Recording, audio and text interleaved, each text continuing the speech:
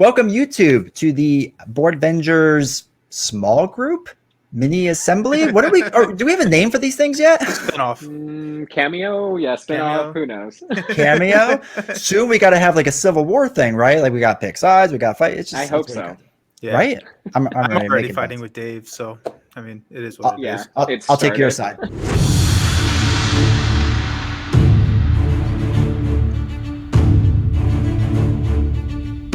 All right. Well, today we are talking about our 2022 board game resolutions. Now, I invited these gentlemen on today because I am one of those types of people that every single year I set a bunch of resolutions, personal life, board game, work, everything. And I said, who wants to partake in this? And they agreed to it. So before we dive into all of that, first, if you could do me a huge favor, those of you watching right now, hit the like button, hit subscribe. It really helps out this channel. It helps boost our numbers. It helps get the word out and spread our message around, especially if you like this stuff. So before we dive into our resolutions, first, let's just do a little background so we get to know we already know each other, but so you get to know us. If you don't mind, McKay, first, just introduce yourself and like who you are.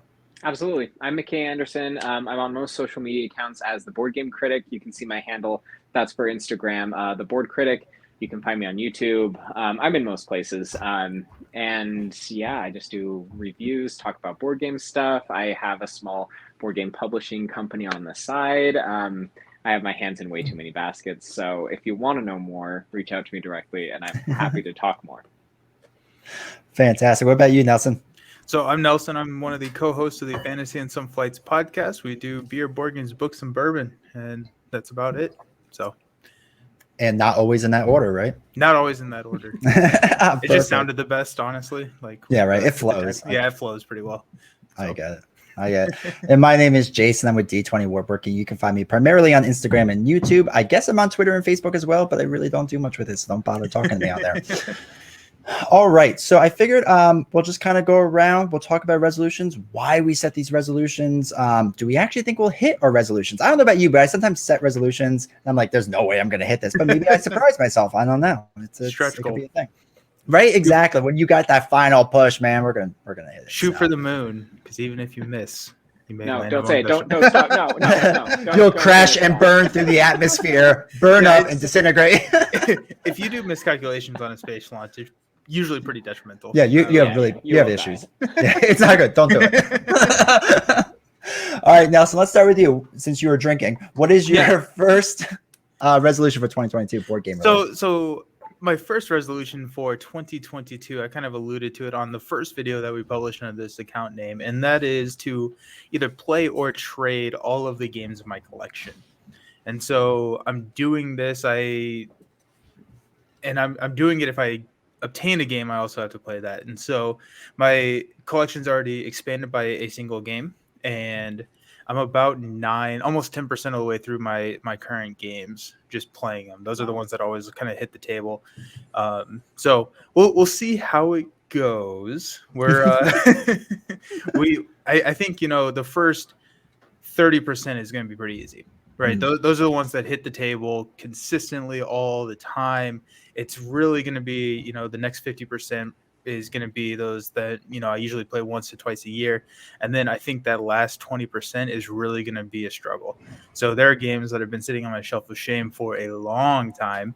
And it's going to be interesting, especially depending on how collaborative the world can be in 2022 if I can get some of these games like Democker or Game of Thrones or things like this that you need 6-7 people to play to the table. And so that's where I added in that trade. So it's kind of, to me, if I'm sitting here and I've held on to a game now for 2-3 years and I haven't been able to play it at all, let's get into someone else's hands, someone who can actually enjoy it, someone who can actually benefit from that game, and see what new blood can come into my collection. So I am right there with you. That was actually one of mine, was sell or give away half my collection, because at the end of the day, I have too many games where they just sit on the shelf. And I play like 6 games at this point. Like realistically, I play 6. Right. And then when hopefully our board game group slightly gets back together, we'll play a dozen more maybe.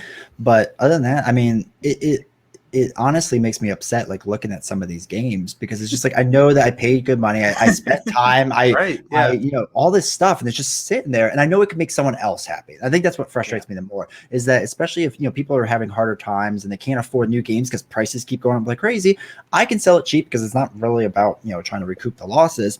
It'll make someone else happy. It'll get maybe somebody else into the hobby that's not into the hobby. There's so many options with them. So that was also kind of one of mine, was to sell and get rid of half of them, which is going to be tough. Do you have a number? So do you know what your board game count is at right now? Last time I counted, it was at like 91 or 92. So I guess I gotta get rid of like 45. Like if I get rid of just 40, I'll be pretty happy with that, to be honest. Because like I'm so bad at it. I'm so bad. So if you want a game from Jason, comment below with your address. Wait, actually, maybe don't put your address, but yeah, I'm not gonna do that. I'm not gonna do that. I mean, you all can do it. I don't care. Actually, one of them is back there. I can't wait to get rid of that game. I will sell Elder Vale so cheap. Just I'll put that out there right now. I can't. Wait, Dwellings of Elder. Dwellings of Elder Vale. I've heard so many good things about it. Yeah, do you want it? Don't sell it yet, because I actually can't find it. It's not a game that you come by easily either. So don't sell that one just yet. I may pay for shipping and then some.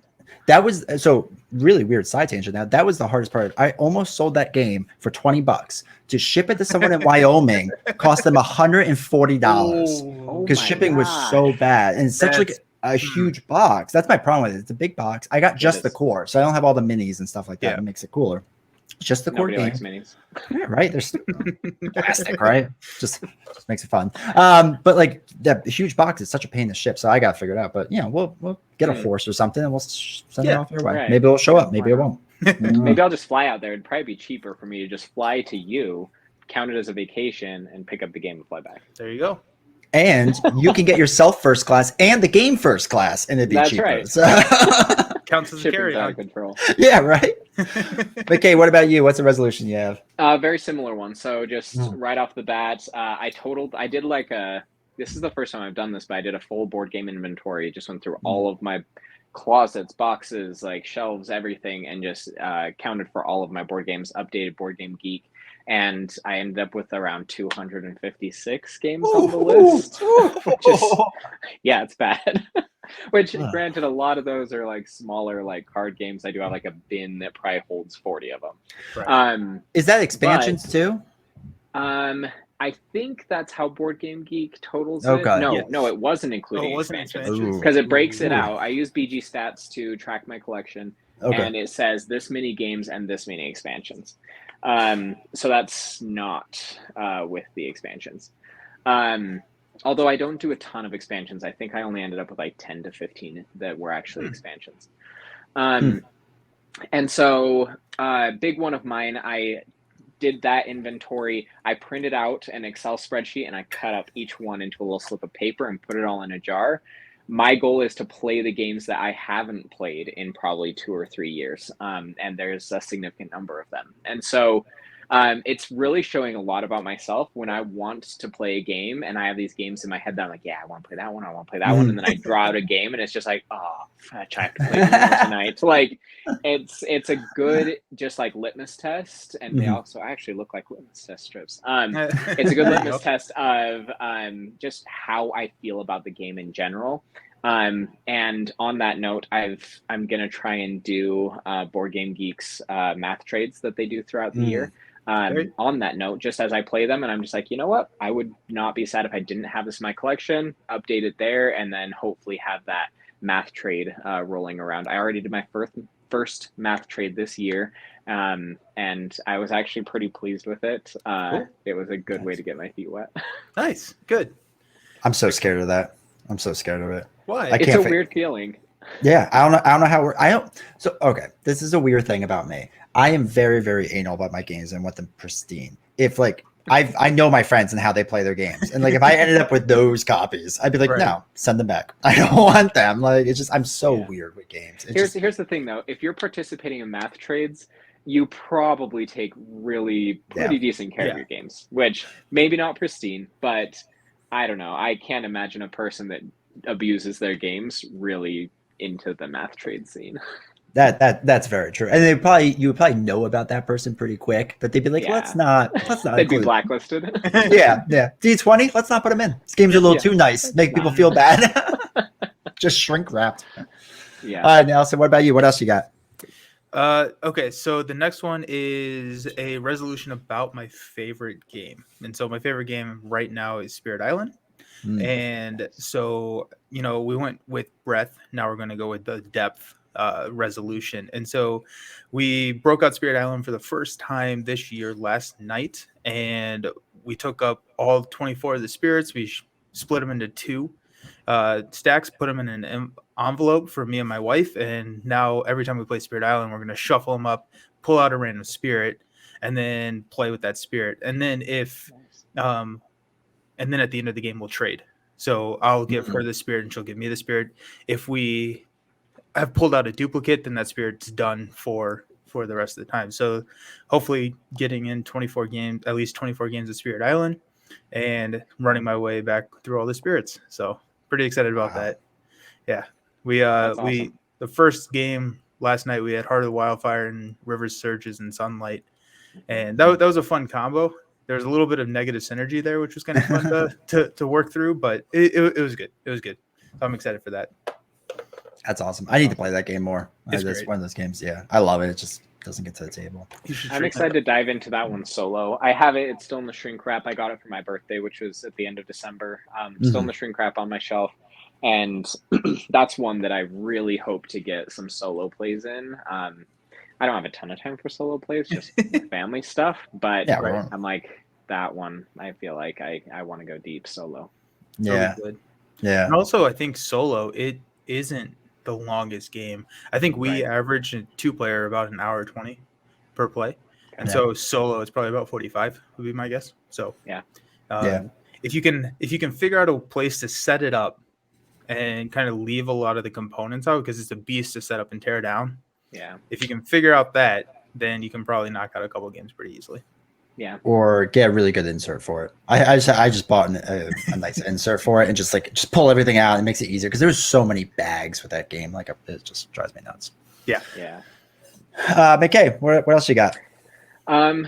These aren't necessarily in order, so I'm going to go on one that kind of piggybacks off of Nelson's. The one game I actually just barely before I got on this call posted about on Instagram. The one game that sits on my shelf and just stares at me, like bores deep into my soul and just whines that it isn't being played. We started last year with some of my family members during the pandemic. I was like, all right, pandemic, let's pick like within our family. We got 6 of us that not necessarily like hardcore into board games, but we started Charterstone. It's Stonemaier Games. We got halfway through and we're doing great. There was just some things that made us fizzle out. Like there was a little bit of an argument between 2 people. One person was taking a long time with their turn and the other person didn't appreciate that criticism. So I'm just like, this year we have to either cut some people out of the group and continue playing or something. I want it to be finished. It's a big box. You really just play through it once. I'm just excited to just wrap that up with a bow because I do enjoy the game. It just, for whatever reason, I can't get rid of it until I finish it, and it's just sitting there. So we have about like 5 or 6 plays left, I think, and I'm like, we can do this. Nice. Yeah, we hit the 8-game mark and we're like, okay, we just need to power through this because we were running out of steam by that point because we just can't play that many games in a row. I mean, of the roughly the same thing. That was hard for us. So. Yeah. All right, so I'm gonna go back to back on this one because I have 2 and they somewhat relate. So my one big one, which makes my wife very happy, is that I will not purchase more than 5 new games this year. This does not include anything related to Marvel Champions, Lord of the Rings, or Arkham Horror. Asterisk. Smart. I said, which is 90% of your spending. So yeah, really. yeah. So she thinks she's getting a deal. She's really not. She underestimates how much that stuff costs. But that is my goal. Is that I feel like too often I go, oh, that looks like a fantastic game. I'm sure I'll play it. I don't really do my full research, and then so I just buy it, and then I play it once or twice. It's on my shelf, and I go, oh, I really shouldn't have bought this. So. Unfortunately, this year I've already bought 1 new game, so I only have 4 left for 11 months. We'll see how this goes. But going right along with that, I'm also doing that with expansions too, because I'm one of those people that once I buy a game and then the expansion comes out, I'm like, well, why would I not want it makes it better? Why would you not want your favorite game better? And it became more of a thing of I just wanted to collect it, right? It exists. I want to collect it. I just want to have it. I got to get on Kickstarter because usually it's a better price, though not always the case anymore. So it became this thing. So again, only doing 5 new expansions, not including Lord of the Rings, Arkham Horror, or Marvel Champions. And I've already bought one for that too. So what have you bought? What is the game in the expansion that has made it to your house? The expansion, they're both Kickstarters. So the expansion was Viscounts of the West Kingdom expansion, because I really like Viscounts, whatever. I really like that game, so I was excited for that expansion. And the new game I bought was Final Girl, because everyone's like, "You're not a real solo game revealing this game because it's so good." I was like, "Sure, I'll buy it, whatever." I mean, I hear only good things, so I'm excited for it. So does it count if it doesn't get delivered in 22, or is it whenever the credit card is charged? Or I'm doing credit card charge. It's a bummer. Because I may have bought a few games at the end of 2021, and they're not here yet. But the charge was last year. Loophole. Yeah. Yep. Winning. Yeah. All right, Nelson, what else you got, man? Alrighty, so I think this one kind of bounces pretty well off of yours, and it's kind of a twofold one. It's kind of wanting to get back into some of the old classics, avoiding the cult of the new and Kickstarter, right? Like I feel like Kickstarter is honestly, I don't know if I love Kickstarter, just like a lot of the practices and a lot of the bigger companies using it, I think is a little bit hard for me. Plus the prices have just gotten insane. And I want to try and not buy something for the sake of buying it because it's new. Like I just played Glory to Rome, which is a 2005 Carl Chudik game, a couple of weeks ago, and it was really cool, really interesting. Yeah. And it's like, okay, I mean, well, that's probably a bad example because that costs more than any Kickstarter game. It's cards, but just kind of thinking about that, right? There are so many great games out there that have withstood the test of time, and so many of these games that are coming out that are new don't hold up in the long run. There are exceptions, right? Arnak is incredible. It's going to be around in my collection forever. But there are a lot of games that have come out that, I've bought off hype, and I want to try and just at least, I don't have any tangible way to do this, but at least add a little bit of reservation into my buying process to say, hey, am I buying this because I think it actually is a good game, or am I buying this because it's new and everyone wants to see it? Right. So yeah. We'll see how well that one goes over. I get it. That's something that I've been trying to do this last year more. So maybe I can offer some advice. Who knows if it's good advice or not. Yeah, let's go. Honestly, good games are going to hit a second print run, and they're going to be available. I don't know where the motivation comes from. I mean, maybe if you're like a lot of us, review board games and want to have like opinions on the newest and shiniest game. But for example, Hanami Koji, I heard about it while it was still on shelves. I was like, not positive, so I didn't buy Hanami Koji, and it's a tiny cheap game. Yeah, it's also fantastic. That's what I've heard, and so I kept hearing about it from several sources that I trusted, and then when I tried to get it, it was out of stock.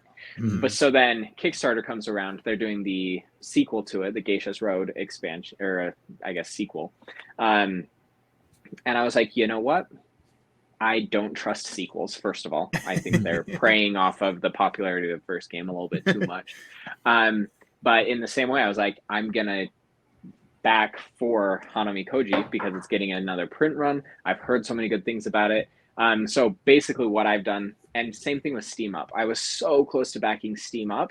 I was like, the gameplay doesn't seem robust enough that I think I'm getting caught into the little dim sum, like whatever you call those baskets that I think I'm falling prey to it. So generally I want to wait for second print runs on most things, and which kind of writes out Kickstarter almost entirely, unless they're taking their second print run to Kickstarter.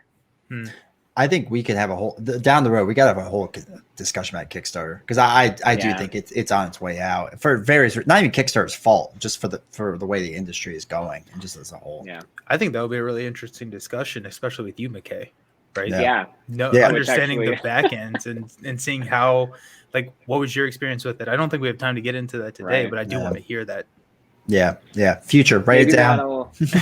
Maybe that'll be one of my future videos. It's just kind of like almost like Ask Me Anything about Kickstarter. Yeah, I like it. So friendly reminder to everyone watching, make sure you subscribe so you can see that future video. Yes. Mine actually my next one kind of relates to that. And it's my final goal that I set for the year. I do publish board games and design board games as well. And I want to have 2 come out this year. And it's kind of funny based around this discussion.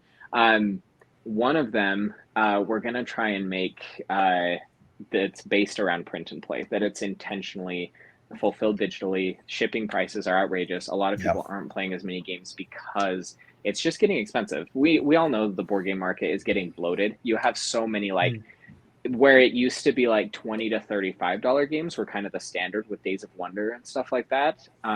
Now it's hard to get a good new game that isn't pushing into the like $55 to $80 realm. And I think it's unfortunate because I really don't think you need all of the componentry and all of the extra stuff to make a good game. So I have one that I'm currently working on that is hopefully a robust gameplay that's purely digital fulfillment, is just print and play. And I mean, hopefully you can get a really good, robust gaming experience out of like a $4 to $6 purchase. That's awesome. Yeah, that's a good idea. I think that's going to be kind of more toward the future too, of just doing things. I mean, because you're right, shipping prices are insane. They're insane. I want to see more people start utilizing that piece of equipment, the 3D printer behind me, right? Yeah. Like, can you sell me a board game where I can make it home? Yes, that'd be sweet. That would be sweet, especially like giving you the OBJ files that you can print at home. Not necessarily that you have to have a 3D printer, but just say, and if you do, like, here, print your own pieces, and it like fills out the experience. Yep. Right. Yeah. That's really cool. I like that resolution. That's a really interesting one. I do. All right, Nelson, what else you got? Oh, so I guess like my last one is, you said 3 to 5. I had 3 solid ones. This last one isn't. I don't think it's a super strong one, which is always a great way to lead off, right? Yeah, that's good. You're really selling this hard. I love it. But like, I mean, like I've started streaming living card games. I don't know if you're aware, Jason. I've seen it once or twice. But so Jason and I stream living card games a lot, and I've just been really enjoying that. So continuing up with that, and then kind of tagging along with doing a little bit more virtual gaming. A lot of my friends are thousands of miles away at this point, right? And we have the tools to be able to play and have a game night, quote unquote, with them, just like sitting right where I'm sitting right now. And I just want to try and facilitate that a little bit more, to try and get, some of the games that maybe I'm not going to be able to get Democker to the physical table. Can I get it to, the virtual table, and kind of try and utilize the tools that are at our disposal a little bit more to connect with people. Mm-hmm. I am right there with you. That was my final 2, really. One was to play more online with the Instagram community. I get invited to a lot of games, and I feel so bad because I'm like, yeah, I would love to do it. And I kind of just drop off because my life gets in the way, and streaming and everything else and doing stuff. And I feel bad, and I want to make a more concerted effort to do that. I mean, Nelson, you're great and all, and I see you every single week, but it'd be nice to see someone else too. I mean, and that's fair. Messes up our date night, but yeah, whatever. And going along right with that, a lot of my group of friends, we used to play a lot in person, and we don't anymore. And it's not necessarily because of the pandemic. It's just, they have kids, we have a kid. Like, people are trying to do things with their lives and improve their houses and get new jobs and all that fun stuff. It just gets really hard because gaming gets pushed back. And our group has said, like, let's try to bring it back to the forefront. Try to meet just once a month just to play a game and then hang out, like just do whatever. But it'd be nice to like get back into that rhythm and do that some more. So that's my final resolution. All right. Well, if you, watcher, listener, have made it this far, let us know in the comments that you made it this far, and let us know what your resolutions are, because I'm always curious to hear what other people's are and if you actually stick with them. And you can come back to this video a year later and say, yes, I did. I succeeded. Thank you, Boardvengers, for helping me through. We need to do a recap here in 52 weeks on did we, or maybe we don't. Maybe we don't. I'll do it. We're all setting ourselves up for failure. Yeah. It's me. I failed all of them. I played 12% of my games. I added 65. It was bad. Yeah. It was a bad year. I'll tell you what, if I'm proud of what I've done, then I'll do it for the video. If I'm ashamed, you won't see me on that video. Love it. That's fair. And then what we'll do is we'll come back, we'll edit the video selectively, cut this section out. It's gone. No one knows it happened. Yeah. It didn't exist. All right. Well, McKay and Nelson, thank you so much for taking the time to be here. And thank you everyone that's watching. I appreciate it. Take care all, and make sure to subscribe and see the next video that comes out. Thanks. See you.